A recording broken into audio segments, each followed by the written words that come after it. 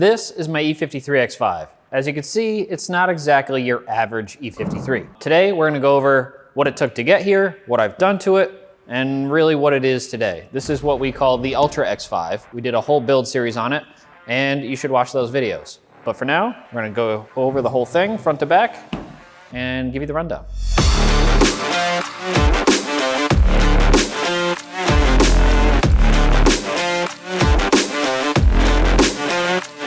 First thing you notice about this X5 that makes it different than most X5s is it's on 40s. So these are the 40-inch Baja Boss MT for Mickey Thompson, and they're on a KMC beadlock here. So I think that wheel fits pretty good with it, but what you don't really realize is how hard it is to get a 40 onto a vehicle like this. There's a lot of cutting, a lot of manipulation, a lot of stuff that had to move in order to be able to tuck a tire this big and keep the thing as low as I wanted to. One thing I really wanted from this build was to have it still look like an X5. So it was important to me that it had a fender that still looks sort of like an X5 fender.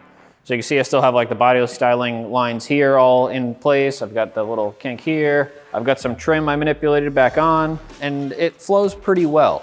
But it's a lot of work when an arch used to come up and be about this high and be a lot shorter, and now it has to fit this big of a tire. Same story in the back here. I wanted it to still look like an X5. I had to move the arches up almost 3 inches, and I had to open the gap up quite a bit. I actually stretched the wheelbase both front and rear because I wanted to try not to go into the door and the sill stuff that's hard to like reshape and everything. Back here, none of this was as critical, so cutting backwards makes things a lot easier, and it gives you a better approach and departure angles. So all wins. While we're on the topic of the exterior, you'll notice a bunch of accessories we have on this thing. These are all available on ecstuning.com. We designed all these during our phase 1 part of the build, which we have videos of. So we've got ditch lights, we've got the roof rack up here, we've got front mount light stuff, we've got a hidden winch mount up there that's really slick.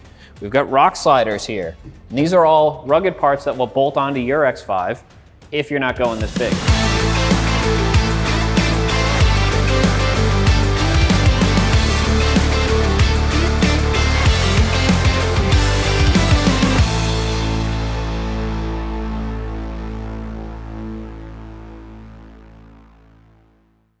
For this build, I decided to go with a solid axle swap. I wanted something that would rock crawl decently, have decent parts availability, and was super rugged. So I went with 05 Plus Super Duty stuff, which means this is a Sterling 10.5. It's got 538 gears, a Yukon air locker in it. For brakes, I hit up Hawk. They've always been super helpful on all of my builds, and I asked them what they suggested. So they set me up with their Talon rotor package and their light truck pad for a Super Duty. So that's a lot of brake for something like this, but we are on 40s. So it's a good balance. Pads have felt great so far, and they're pretty low dust, which is sweet. So to locate the axles, I decided to go with a 3-link setup.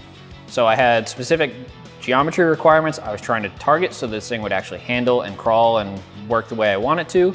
And there's a bunch of packaging constrictions. I wanted to use the stock tank and all of that. So basically what I could fit and get to work well was this 3-link setup. But as you might expect, there's nowhere to mount any of that. So I designed all of these brackets that plate the unibody, support it really well, and give me all of my mounting locations for the axles and every other accessory under here. So everything's super rugged, very reliable, and ready to hit the trail.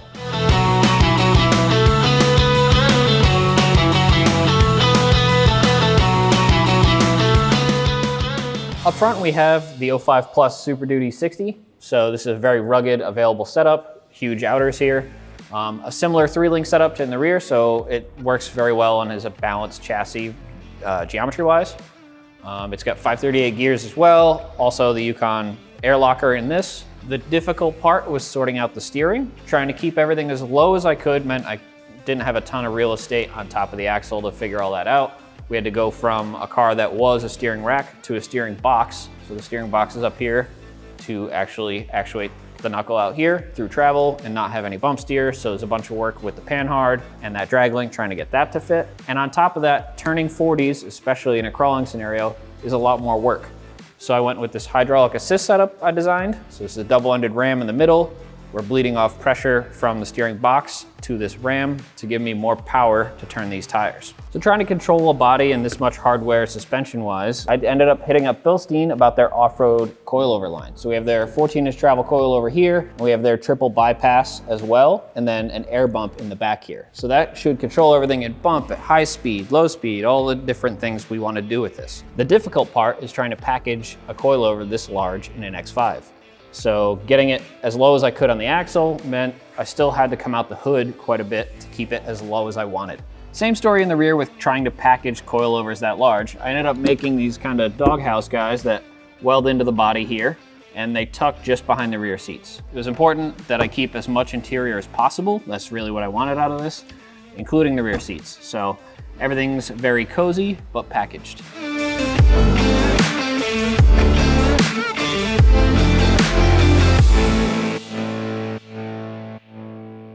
For this build, I knew I needed more power since we're going so big on everything else. I also wanted some reliability and parts availability if I'm out in the, cruising across the country in this thing trying to hit a bunch of trails. So here in the States, that means LS swap.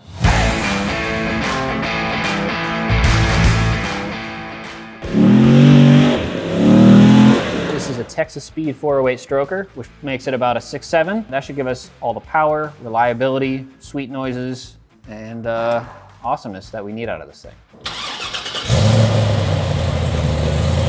To support our newfound LS power, I ended up going with a Monster Stage 3 transmission here. So this is a 6L80, 6-speed auto, but I can set it up to tap shift. There's a bunch of cool features. It's a more modern trans than a lot of stuff. So that gives me a lot of features to integrate with the body and still have it work really well. Behind that, we have a 203, 205 doubler. This is a pretty old school transfer case setup, but is incredibly rugged and very versatile. This rear box is a 205.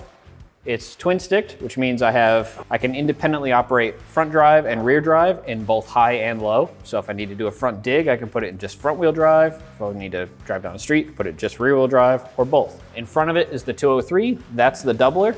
So the downside to this case is the low range is only 2-to-1. So you stack another case in front of it and give it a 4-to-1 and then a 2-to-1 option. That's what we got going on here. It gives us a bunch of options for crawling and going fast. When you're out in the trails, keeping everything cool is kind of the name of the game. That's when damage happens to all the internals of engine, trans, all that stuff. So CSF jumped on board. I have their replacement radiator, AC, their sweet oil heat exchanger things here. So you can run these with trans, steering, engine oil, whatever you want to do. And then we've got one up here for the engine oil and one down here for automatic trans. Since this thing's now a bunch of parts from a whole bunch of different vehicles and its use case is gonna be super hard and aggressive off-road, I hit up Luke and Molly about what they would suggest for all the oils and additives I should use on this thing. As always, they were incredibly helpful and set me up with a whole bunch of things to keep this thing in tip-top shape. If you're doing similar things or using things outside of a prescribed way like I am, make sure you hit up Luke and Molly about what they would suggest, or you can hit up our sales team and they can point you in the right direction. So that's the basic gist of what it took to build a normal E53 X5 into the Ultra X5. If you want to see more detail about it, we have a whole build series on the CS Tuning YouTube channel. You should like and subscribe while you're there. And you can follow me at Mike the Day for any other updates. We'll see you guys next time.